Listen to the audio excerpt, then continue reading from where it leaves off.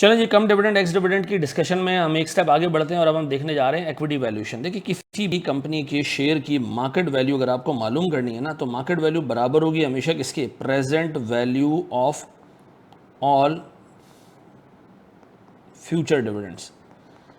याद रखना मेरे बच्चों, फ्यूचर डिविडेंड्स का मतलब है वो सारे डिविडेंड जो मुस्तकबिल में रिसीव होंगे। मुस्तकबिल का मतलब है ईयर 1 से मिलने वाले डिविडेंड्स की प्रेजेंट वैल्यू। ऐसा, अब मुझे एक बात बताएं, अज्यूम करें कि कंपनी ने अभी अभी एक डिविडेंड अनाउंस किया है आज, ठीक है जी, और उस डिविडेंड की अमाउंट है से मिसाल के तौर पर 20 रुपये, ठीक है जी। ये ईयर 0 पे मैंने लिखा क्योंकि अभी अभी अनाउंस हुआ है और कुछ दिनों में पे हो जाएगा, ईयर 0 पे ही पे हो जाएगा, ठीक है जी।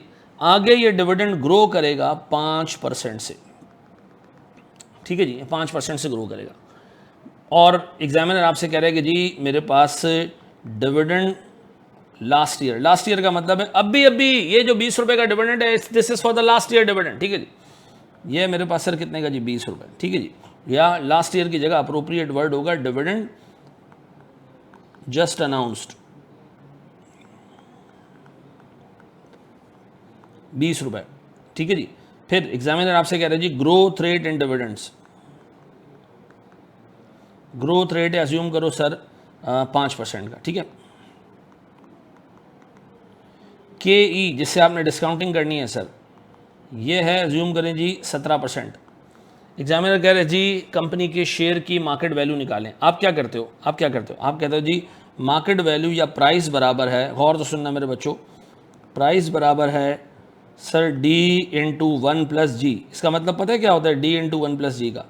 डी इंटू 1 प्लस जी का मतलब है, डी इंटू 1 प्लस जी का मतलब है एक साल बाद जो डिविडेंड पे होना है, यानी dividend to be paid on year 1, dividend of year 1। ऐसा मुझे बताओ ईयर 1 में डिविडेंड होगा कितना? 20 रुपए का डिविडेंड है तो पहले साल 5% ग्रो करने के बाद कितना होगा सर? 5% ग्रो करने के बाद ये 21 रुपए का हो जाएगा, ऐसा ही 20 इंटू 1.05, बिल्कुल जी 21 रुपए का डिविडेंड होगा। ऐसा तो आप करते क्या sir, divided by K E minus जी। आप निकालते कैसे हो? आप कहते हो जी पी नॉट बराबर है डिविडेंड कौन सा, डी नॉट, डी नॉट का मतलब है 20 इंटू 1 प्लस जी।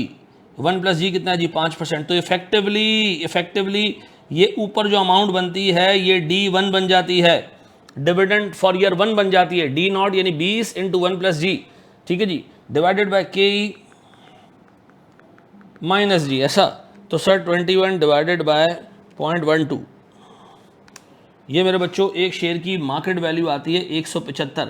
मेरे प्यारे बच्चों ये जो 175 रुपए की मार्केट वैल्यू है ना, this is called x dividend market value, this is called x dividend market value, क्योंकि इसमें हम अज्यूम करके चल रहे हैं कि इन सारे डिविडेंड्स की प्रेजेंट वैल्यू है, किन इन सारे डिविडेंड्स की, ये थोड़ी शामिल है इसमें, ये शामिल ही नहीं है इसमें।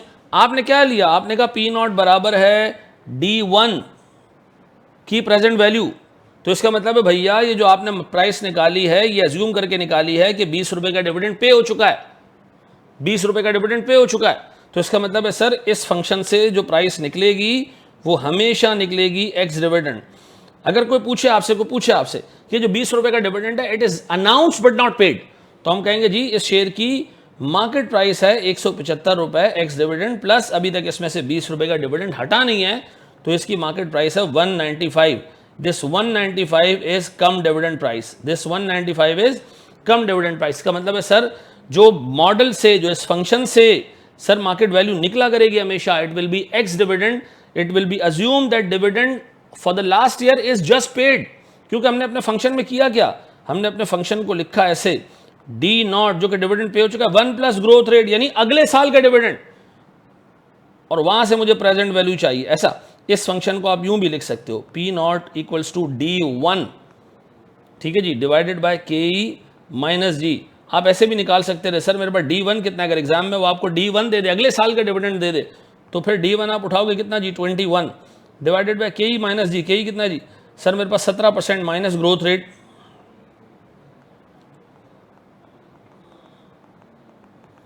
Sir this would be 175। ऐसा तो इसका मतलब है सर हमेशा P not into P not equals to D not into 1 plus G divided by K E minus G is effectively this particular phrase is effectively dividend for year 1, एक साल बाद का dividend है. You can also write it like this, P naught equals to D1 divided by KE